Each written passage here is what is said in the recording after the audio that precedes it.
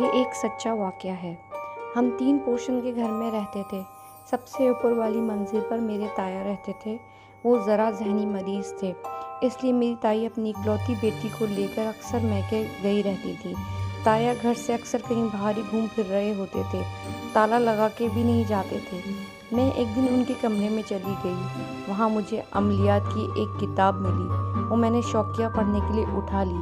یہ بات میرے بھائی کو پتہ تھی۔ میں نے وہ کتاب اسکول بیگ میں رکھ لی تھی۔ مجھے اس کتاب کی سمجھ نہیں آتی تھی، بس یہ معلوم تھا کہ اس کو پڑھنے سے جن سے ملاقات ہو جائے گی۔ بھائی نے یہ بات امی کو بتا دی۔ مجھے بہت ڈانٹ پڑی۔ میں نے وہ کتاب گھر میں جہاں قرآن رکھنے والی الماری تھی اس میں چھپا دی کہ خدا نخواستہ جن نکلے تو قرآن دیکھ کر بھاگ جائے۔ وہ کتاب رکھی رہی اور میں سیکنڈ ایئر میں آ گئی۔ پھر میں نے فیصلہ کیا کہ اب جن سے ملاقات کرنی چاہیے۔ اس میں کئی طریقے لکھے تھے جو بہت ہی عجیب اور غریب تھے، جن کے ذریعے جن سے ملاقات ہو سکتی تھی، لیکن مجھے اس وقت اتنی عقل نہیں تھی، نہ ہی سمجھ تھی، تو ان باتوں کی سمجھ اب آئی ہے جا کے یہ سب چیزیں غلط ہیں۔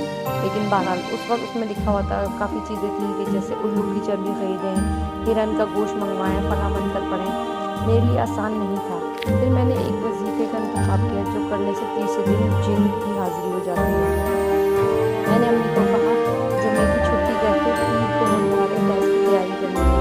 جھوٹ بولنا پڑا کیونکہ اصل مقصد جن بلانا تھا۔ میں نے جمعے کی رات کو وظیفہ کیا، پھر اگلی رات دوبارہ وظیفہ کیا۔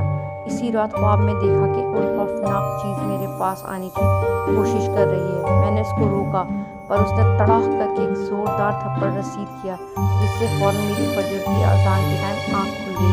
میرے پاس کوئی بھی موجود نہیں تھا، لیکن اگلے 2 گھنٹے تک میرے کان میں درد ہوتا رہا۔